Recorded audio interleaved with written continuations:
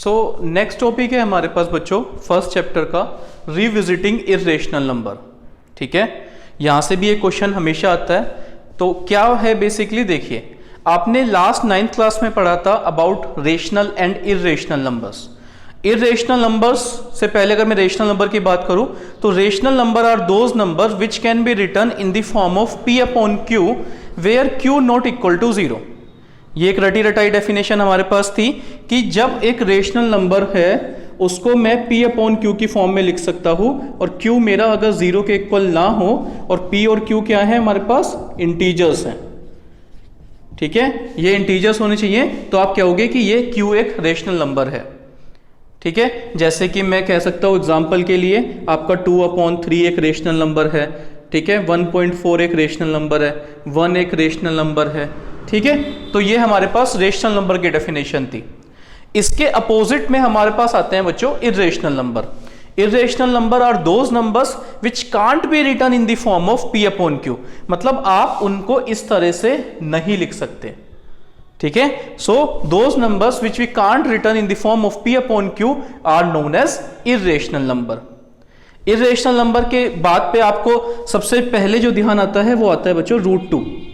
√2 is a irrational number, √3 is a irrational number, √5 is a irrational number, √7 is a irrational number।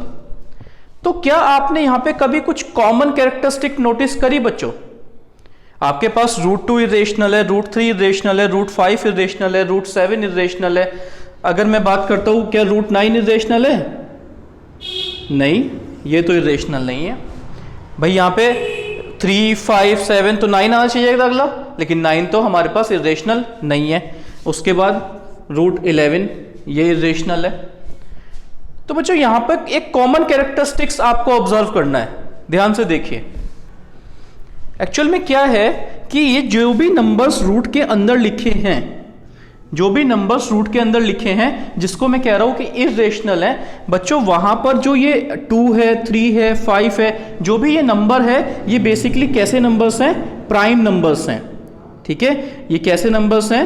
ये prime numbers हैं। ठीक है, सो in general आप कह सकते हैं, इन जनरल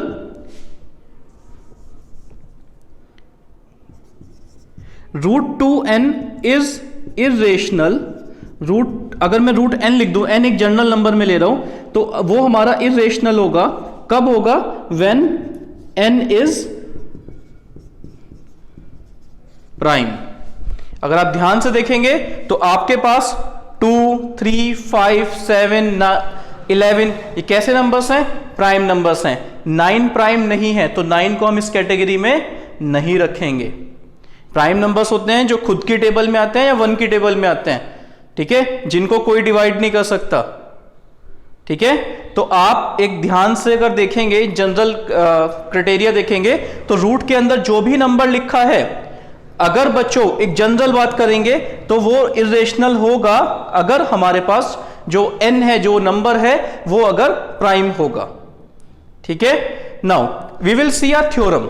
एक थ्योरम देखते हैं। ठीक है, क्यों बात कर रहे हैं इसके बारे में? क्योंकि हमें आगे एक पर्टिकुलर क्वेश्चन की तरफ जाना है। क्वेश्चन होगा हमारे पास, हमें कुछ नंबर्स गिवन होंगे, हमें प्रूफ करना होगा कि वो इर्रेशनल है। ठीक है, तो उसके लिए है ये सारा कुछ बच्चों। एक बेसिक हमें पता होना चाहिए कि क्या है रेशनल, क्या इर्रेशनल है। ठीक है, तो उसी के कंटिन्यूएशन में एक थ्योरम है हमारे पास, थ्योरम 1.3 है आप लोगों की बुक में। एक बार देखिए क्या है ये, देखो ध्यान से समझिए थ्योरम को। Let p be a prime number. ठीक है, मैं कह देता हूं p मेरा प्राइम नंबर है। एग्जांपल के लिए आप एक प्राइम नंबर ले लो 2। ठीक है, let p be a prime number if p divides a²। ठीक है, अच्छा a क्या है? एक पॉजिटिव इंटीजर है। a मान लो a की वैल्यू आपके पास कितनी है? 8 है। हो सकता है, तो वो कह रहे हैं कि p डिवाइड्स a²। अगर आपका जो p है वो a² को डिवाइड कर सकता है, a² कितना होगा? 64। तो बच्चों क्या p a² को डिवाइड कर सकता है?